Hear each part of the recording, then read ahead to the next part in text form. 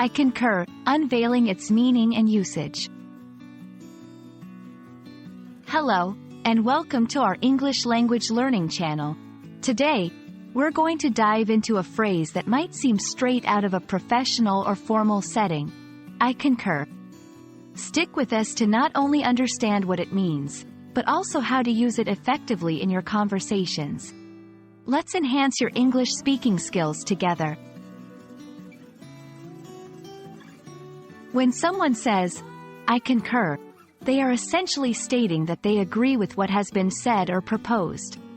This phrase comes from the Latin word concurrere, which means to run together, or metaphorically, to agree. In English, it carries a formal tone and is less common in casual, everyday conversation. I concur is often used in professional, legal, or formal contexts. Imagine you're in a business meeting or watching a court proceeding. This is where the phrase shines. However, it's not typically used when chatting with friends or in informal settings. To use I concur correctly, match it with the tone and setting of your conversation. Let's look at some examples to better understand how to use this phrase.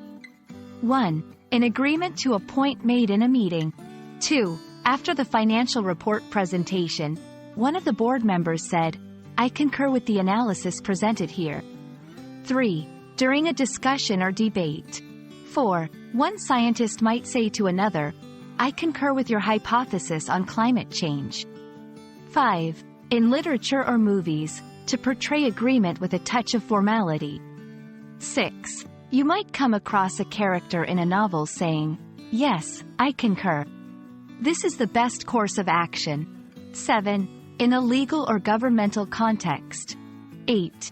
A judge may say to another, I concur with your judgment on this case.